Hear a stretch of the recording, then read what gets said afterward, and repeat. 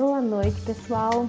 Hoje a gente vai falar um pouquinho sobre equitação beachless.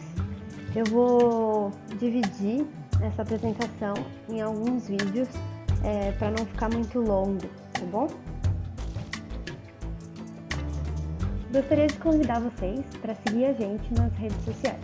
Então aqui nós temos os nossos links, nosso site, e-mail, Instagram, no YouTube. Se você der uma busca lá por Aras Concórdia, você vai encontrar a gente, no Facebook também. Qualquer dúvida, nós estamos à disposição, é só mandar pra gente que eu vou tentar responder da melhor forma que eu puder. Falando um pouquinho sobre mim, tá aqui meu currículo. Quem quiser ler tudo isso aqui, só dá uma pausa aqui também para ler todos esses tópicos. Então vamos lá. O que é beachless? Beach significa embocadura. Less significa sem. Então beachless, sem embocadura.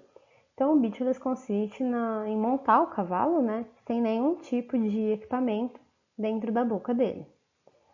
Algumas subcategorias do beachless seriam o bridleless e o tackless. O bridleless seria montar sem cabeçada.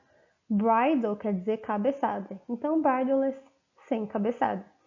E aí a gente pode montar com um cordel, com uma vareta, um target, um chicote, qualquer outro tipo de ferramenta que faça pressão sem ser na cabeça do cavalo. Então não vai nada na cabeça do cavalo. Já o tackless seria montar sem equipamentos. Tack significa equipamentos, então sem equipamentos, sem nenhum tipo de equipamento, sem cabeçada, sem cordel, sem sela, sem nada. E aí vocês podem me perguntar, por que montar sem embocadura? Por que eu quero fazer a transição da equitação com embocadura para a equitação sem embocadura? Eu posso dividir a resposta para essa pergunta em 4 tópicos, que seriam o refinamento das ajudas, ATM, articulação temporomandibular, a língua do cavalo e dor. Então aqui eu tenho um crânio para mostrar um pouquinho para vocês o que eu quero dizer quando eu falo da ATM e da língua. Então a ATM é essa articulação aqui, a articulação temporomandibular, certo? Então aqui nessa região, além disso, eu também tenho nervos importantes passando por aqui. Eu tenho o sistema vestibular, que está relacionado com o equilíbrio. E aqui eu tenho a nuca do cavalo. Então eu tenho o começo da coluna do cavalo. Então nessa região aqui eu tenho todas essas estruturas. E o relaxamento da ATM, por conta disso, está muito relacionado com a movimentação correta da coluna do cavalo e a propriocepção. Então são estruturas super importantes. Quando eu falo da língua, por que é importante ela estar relaxada? A gente tem um osso, que é o ocioide, que fica entre as duas mandíbulas do cavalo. E a língua, ela se insere nesse osso. Além disso, eu tenho alguns músculos que se originam nele também, que estão relacionados com a musculatura ventral do pescoço e, por sua vez, esses músculos estão relacionados com a movimentação dos membros anteriores. Então, se eu tenho tensão na língua, eu posso comprometer a movimentação dos membros anteriores.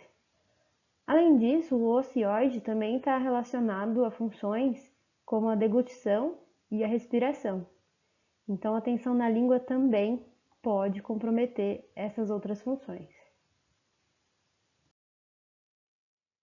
E quando eu falo de refinamento, o que eu quero dizer? Então, no processo de refinar nossa equitação, o que eu estou sempre buscando?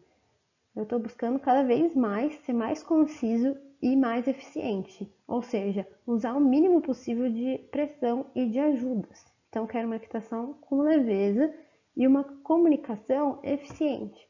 Então, para isso, eu preciso trabalhar minha sensibilidade e a minha técnica.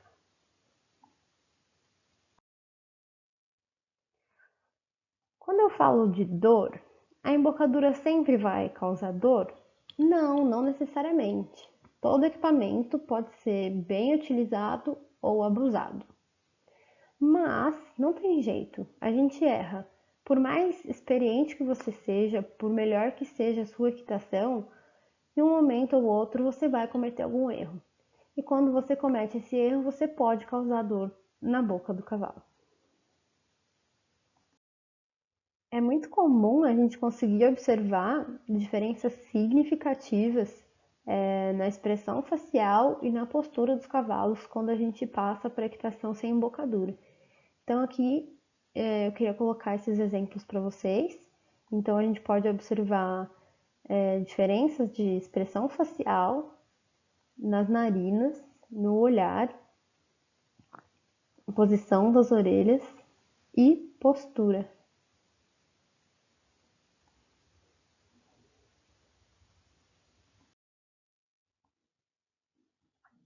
Agora a gente vai passar a falar um pouquinho dos equipamentos.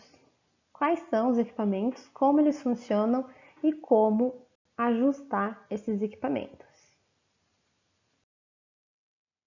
Em relação ao ajuste da focinheira, quais as estruturas que a gente tem que observar?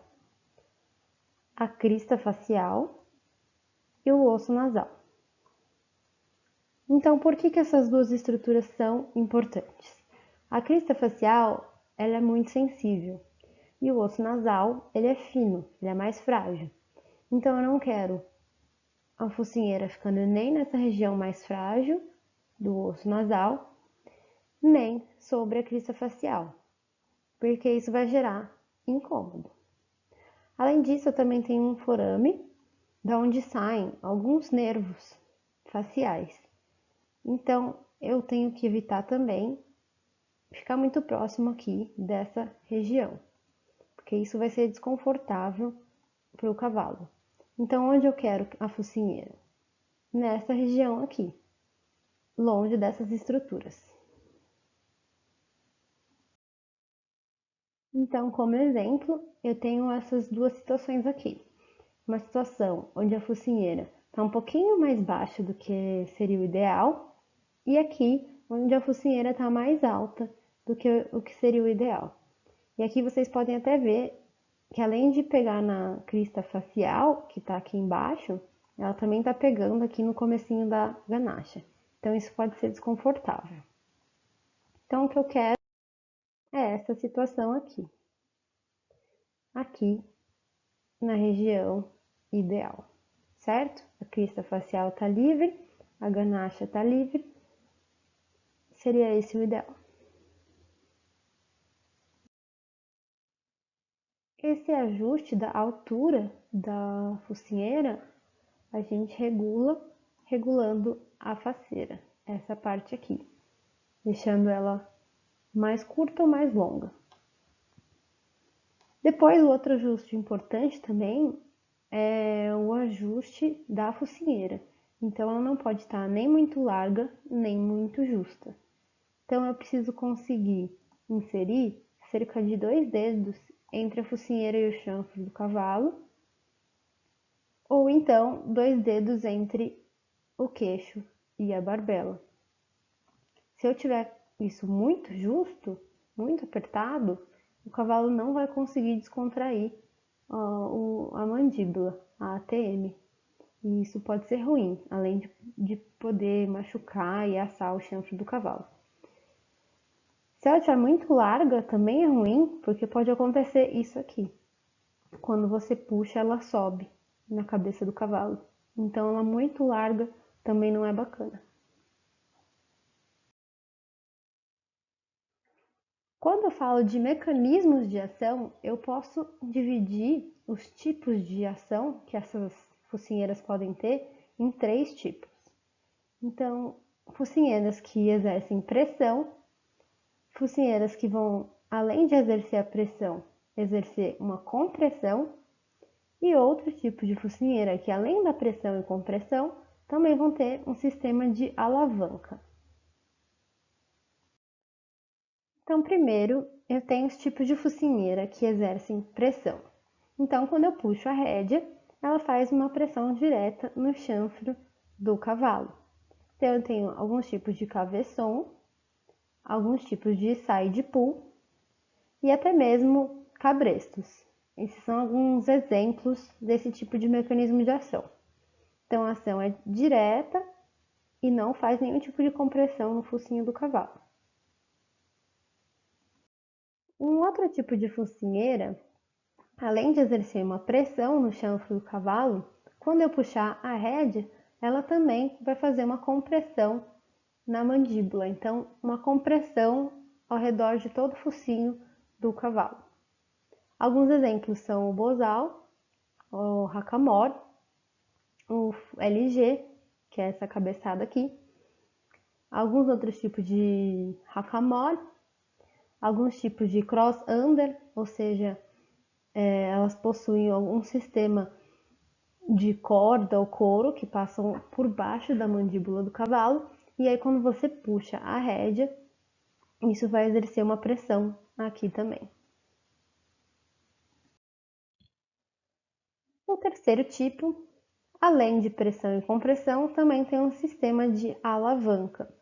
Então, eu tenho um sistema que potencializa a ação da rédea. Então, quando eu puxo a rédea, essa alavanca é acionada e essa pressão é exercida no chanfro, na mandíbula e na nuca do cavalo. Então, nessa categoria, eu tenho os chamados hackamores mecânicos. Esse aqui também chamado de hackamore inglês.